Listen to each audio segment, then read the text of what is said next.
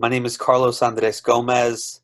I'm a poet, performer, and author from New York City. So, Carlos, maybe for people who don't know, maybe tell us a bit about where we met and how you kind of Wow. I'm trying to remember the year that we met. I think it's been a while at this point. 2008? seven, I think. 2007? Okay. So, Yes, fall 2007. My gosh. And I was part of this incredible collaboration called Hypnos. And it was a collaboration with um, some poets and curators and people involved in theater in New York City, and collaborating with traditional Sean-Nós singers and dancers and hip hop artists from Dublin, and yeah, from Ireland in general. But the hip hop artists were from Ballymun, and it was this incredible uh, multinational, multilinguistic, uh, genre transcending collaboration like nothing I've ever seen. And we kind yeah. of built it over many years. It was the brainchild of Ray Yates, who was the former director here at Axis and is now the City Yeah. Arts Centre. And I remember when he was talking about it first, it was like, all right, yeah, okay, fair enough. But then he got talking to about the similarities in context between the rap that the lads like Dean Scurry was a big part of it as well, and he was working with a Yes. lot of young rappers here. And the lyrics that they had about kind of death and isolation and vulnerability and their surroundings mirrored the songs that the women from Donegal were kind of singing, the Sean-Nós songs. And once that hit in my head, it was like, wow. And I'll never forget the first time they brought them together. It was like this amazing meeting between the 17, 18-year-old lads and these, women, who some of them didn't speak English at all. And then adding you guys Yes. into that mix, that was incredible. Yep. Tell me the first time you came over to do the show here. That was, I remember when yourself and Moana and what's the other guy's name from New York came over. James. It was Yeah, James Carter. that's James Carter. right, yeah. Yeah. And Yeah. just that feeling of celebration because and we did the big event around Danny, who kind of passed Oh away yeah.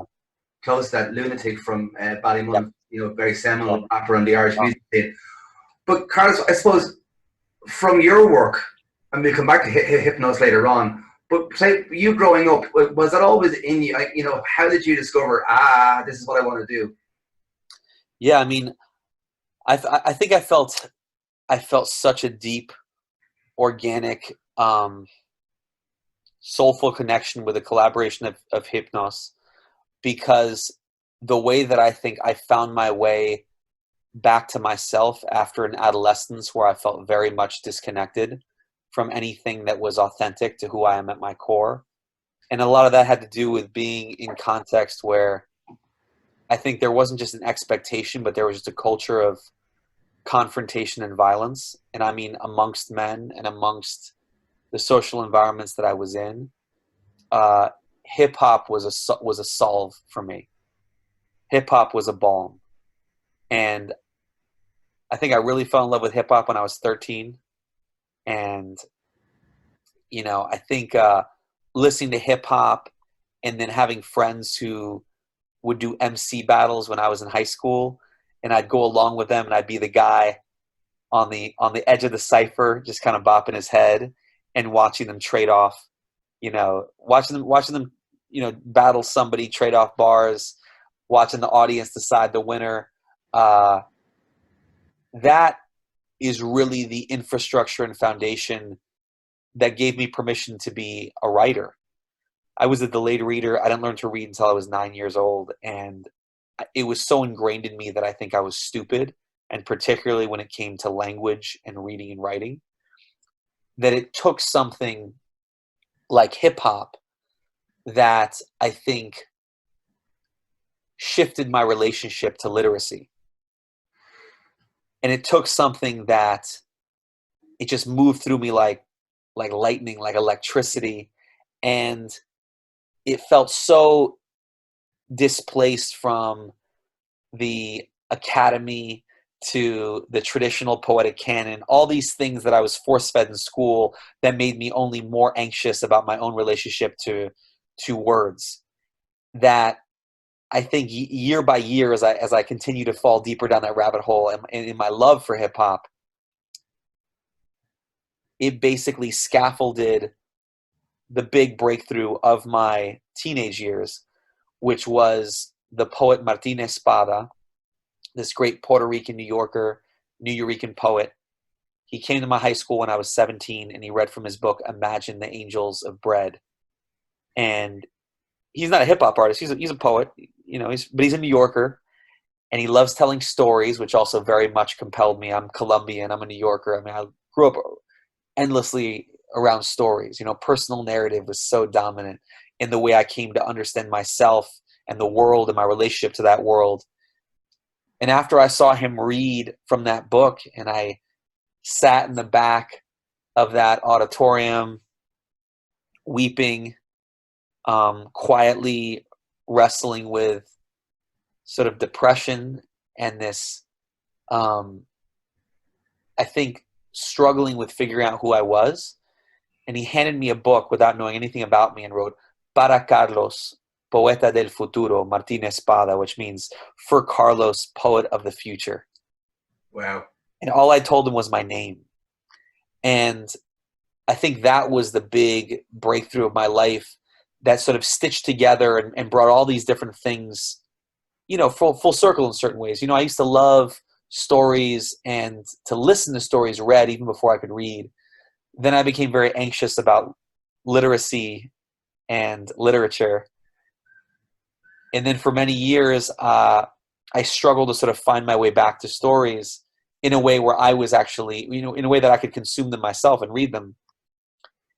And then hip hop brought me back to stories and brought me back to writing in a way I didn't realize it was teaching me to fall in love with writing without ever me picking up a pen or even thinking that for them to do all these different craft techniques broken into bars with such mathematical precision and dexterity as MCs are required to because of all the formal requirements of writing a rap, writing a rhyme, writing a verse, putting a hook in, making a bridge, like even the components of song making you add that on to the formal requirements of writing a verse if you're rapping. And even though I wasn't doing that, just listening, it was teaching me how to write. Like there are things I do now, I got an MFA in creative writing and I remember my supervisors, my faculty members would say, gosh, you have such an innate sense of music and cadence. And like there are things in your body that we can't teach. And that's from listening to hip hop for thousands of hours. And Carlos, in relation to, you mentioned kind of when you were younger, and like we've spoken before about, say, the environment that you grew up in and kind of how, what you were into maybe wasn't what was kind of normative around you. I mean, was that a real struggle for you kind of in your early years? Absolutely. I mean, I think about, I don't know if I'm answering your question, but in the way that I'm understanding it, I mean, just like in terms of how I made sense of what was happening around me. Yeah, I mean, for me, I had a lot of outlets when I was growing up that I would use to try to process what was happening.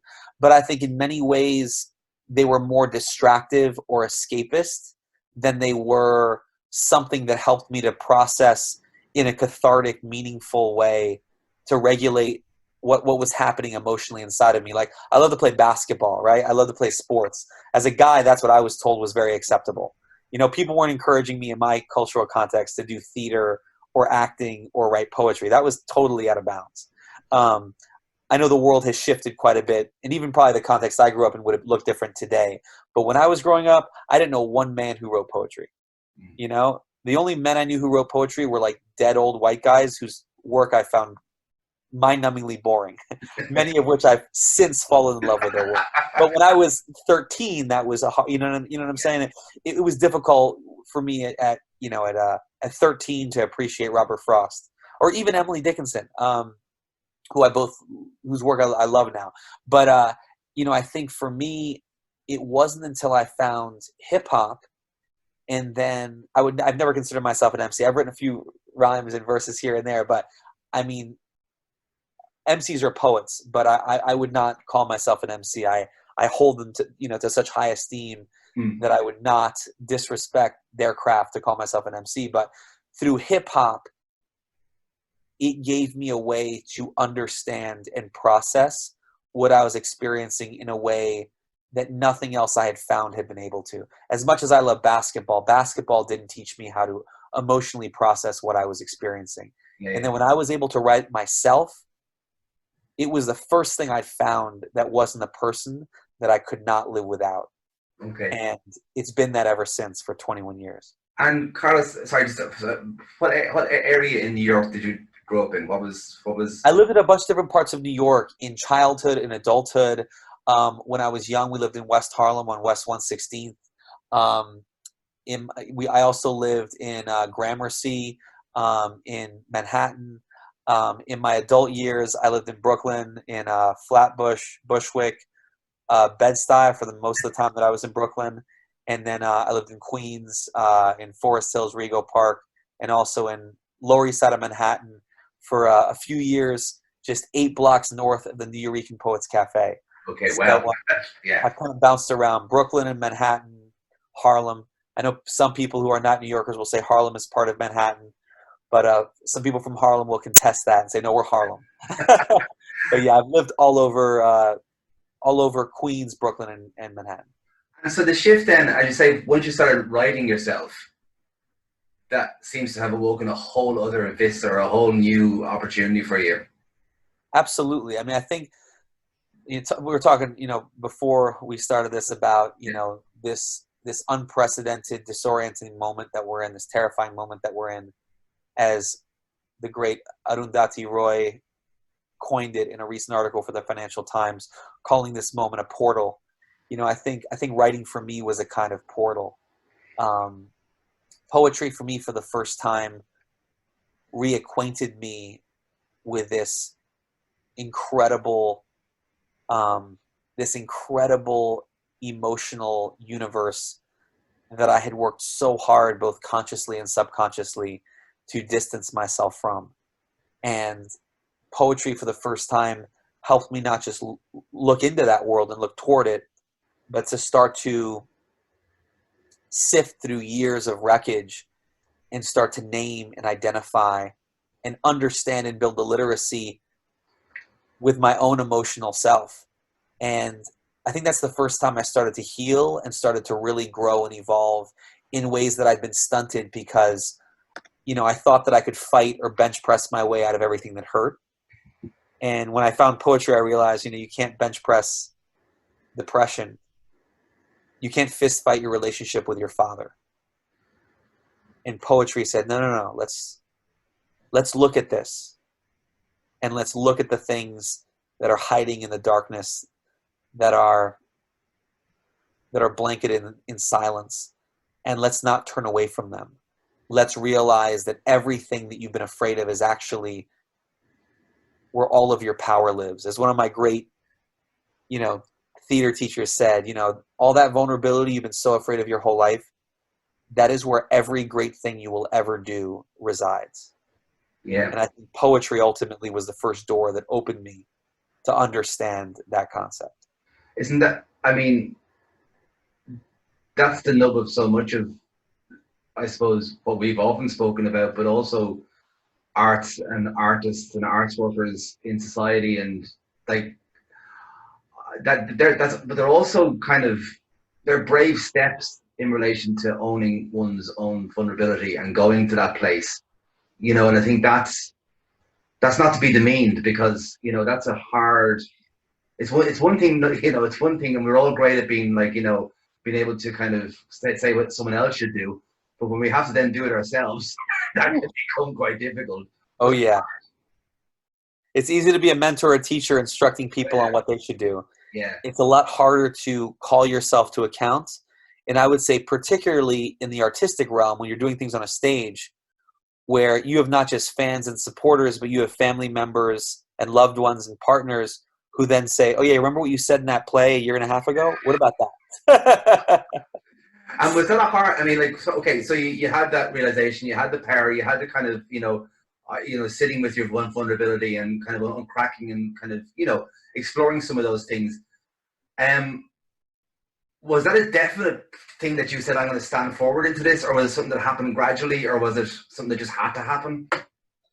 You know what? I think the biggest. So when I initially, I think, started writing poetry, I'm gonna say actually the first 6 years I wrote poetry, and obviously I wrote, you know, a sort of BS poem if I had to for an assignment growing up. But the first time I ever wrote of my own initiative, which is where I track the beginning of my journey as a writer Yeah. in earnest, is when I was 17 years old. But I would say from 17 to 23, so for 6 years, I basically wrote poems that were screaming at the top of my lungs and really me just screaming at my father. Though I thought I was writing about writing political poems about injustice, which is what they they appeared to be ostensibly, but that's not what they were. And of course, I was in an acting class when I was 23, and this great mentor I had, he said, I don't think your poems are about what you think they're about. So why are you yelling the whole time? I was like, I'm not yelling the whole. Okay. He says, we talked more. He said, you when you're not doing your poems, you seem to talk a lot about your father, but I've never heard you mention him in a poem. Why is that? And I remember being 23 and sort of called to account in that way. And it was a real reckoning for me about why there was this whole range, this whole spectrum of myself that I wouldn't touch with my art. And I think just having one person point to what I was doing and what I'd been doing for 6 years and not been held accountable to, it made me really step back and sort of turn figuratively and then glance across this whole landscape I was so terrified to even look at. And all the work I've done over the past, I think 15 years since then, has really been me interrogating the things I am most terrified of and leaning into the things that I swore to myself I would never touch with my writing. But ultimately, that's what we sign up for as artists. If we're not doing that, what are we doing?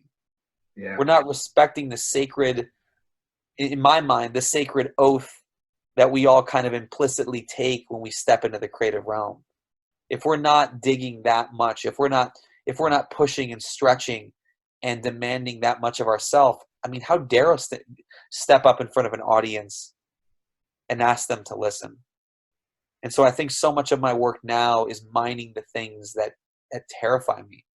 And because the stakes are so high, I treat the process with such intensity because I feel like I can't get it wrong. While at the same time knowing it's a failed endeavor because art is not perfect. And come here, sorry, I'm fascinated with you in your process, and also in because is performing your poetry as important to you as the writing? No, sorry, is there? I suppose, is that a huge part of your work? Do you prefer when you get an opportunity to kind of stand in front of your audience and deliver the poem? Absolutely. And I know this is different than a lot of than poets who are very much focused on only the page and that's it. I of course want my poems to be their own experience when encountered on the page and stand up on the page as rigorously well-crafted poems. But for me, I mean, I know even with all the poems that I love to read, I want to hear them vibrate in the author's chest. To me, there is nowhere to hide when there is sound and vibration in your body. And you know this as a curator, as somebody who has been around theater and art for so long. There's nowhere to hide there. I mean, you hear someone, you read something on a page, you feel one thing. When you hear someone's voice break as they're trying to read through something that means so much to them, I mean, that's an entirely different experience. So for me, I think there's a whole new life that I can explore when a poem is living through my body. It's one thing when it's on the page, but when it's in my body, whew, to me, that's something that feels like a necessary extension of what I've placed on the page. And Carlos, talk to me then about when things start to really happen for you. You know, when you know, because things really did start to happen for you. So, like, can you talk us through that part of your journey? Yeah, I mean, it's interesting. I didn't really have the only career aspiration I've ever had with poetry. This is very candid, and this is, I mean, at the beginning of obviously now there are things I dream about someday, but the only like real tangible thing I ever dreamed about doing with my poetry that I would say was not beyond me wanting to write the most riveting, truthful poems I could write was to just perform on a Friday night slam at the New Eurekan Poets Cafe. That was my ultimate dream. When I was 17, my dream was to someday perform on a Friday night slam at the New Eurekan Poets Cafe for 350 people, packed into this tiny cafe whose fire code is probably 146 people that have seen the sign on the wall. It's easily 2.5 times what, is legally allowed. There's no room on the floor. You're tripping and stepping over other people's feet to stand on this 4-by-2 foot box, creaky box, next to an old dented microphone. And there's just nothing like that room. I performed many times on that stage since then. I never planned or thought it could be a career. I thought that was absurd. I also was writing in an era where it was before all the other all these things seemed even remotely possible. And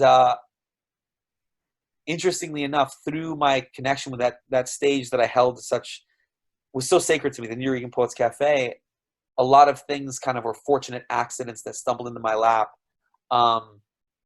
When I was 23 years old, very much aligned with that breakthrough moment, a casting director for the movie Inside Man was at the New Eurekan and saw me, invited me to audition for a one-line part, and then I ended up auditioning for another part and being cast as a bank robber in Inside Man. That was in 2005.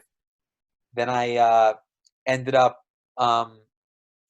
auditioning and getting cast to be in HBO's Def Poetry Jam, and then I ended up doing the Edinburgh Fringe Festival in Scotland. I wrote a solo play called Man Up, which years later I ended up writing a memoir inspired by the play Man Up that was published by Penguin. So there's been like sort of a series of sort of cascading events that all are sort of, they're distinct, but they're also part of the same story evolving. And I mean, most of the last 15 years, where I've been a full-time artist for 15 years, since June 1st, 2005, when I was my last day as a social worker in working in Harlem in the Bronx. It's been almost 15 years, and I spent most of that time performing and traveling across the world in 25 countries and nearly 1,000 college and high school shows. So it's been an incredible journey. But I think I would argue that everything in that journey emerges out of one, I think, impulse that I have, which is this core creative impulse that every poem I write it like it's the only poem I'm going to write. And every performance I do, and you've seen me perform, so you know this about me, I always say that every performance I do, each one I do, is the last performance I'll ever do. Yeah. I mean, it's the last performance I'll ever do, because there's no guarantee that it won't be. And Carlos, I think, well, one thing, knowing you, like, there's two things which kind of seem to underlie an awful lot of what you do. To have been working solidly for the last 15 years, there's a massive work ethic in you. I mean, you tour and perform, and like, I kind of look, you were showing me your diary there a couple of years back when we were trying to get you over here. My God, it was like, it's amazing to see. I think that's an interesting thing, that it's about. Is that about a drive to kind of get your work in front of people as much as it is about you working? You know what? It's actually neither of those things. It's I think that my greatest skill is being able to create a one-time, multi-dimensional body, spirit, soul, heart experience in a room full of strangers. I think that's ultimately my greatest gift. I do that better than all the acting and improv technique I have, better than I'm a writer, better, like all that stuff to me is kind of just things I've developed over time. But I think that I have a unique skill to create like a, what's the word? Like an irreplicable experience in a room full of strangers. Like a kind of alchemy. Yeah, and I can do that just, and part of it's a function of, I think, just I've done thousands of shows, so I've been in thousands of rooms across different languages. I mean, everything from maximum security prisons to Harvard University to you know, I mean, homeless shelters and syringe exchanges and I mean, every population you can think of. I've been in rooms with. I mean, it's just it's wild, just the span. But I think for me, there is something transcendent about being in a room of strangers and creating this moment of alchemy that, for a brief moment, provides evidence of this inexplicable interconnectedness of all people. I mean, to me, I collaborated with Savion Glover a number of years ago, and I remember I was asking him what he's thinking when he's performing. And I think he's the greatest tap dancer to ever live, right? And I remember he said, "I'm thinking nothing," which is kind of the answer I hoped he would say. And he said, "Honestly, when I'm up there, it's just prayer." And I thought that was incredible. I'm not a religious person, but I think in those moments of alchemy with all those strangers, it's not really at all to do with my work. I think my work is kind of just almost a distraction or like a caveat or not really a caveat or distraction.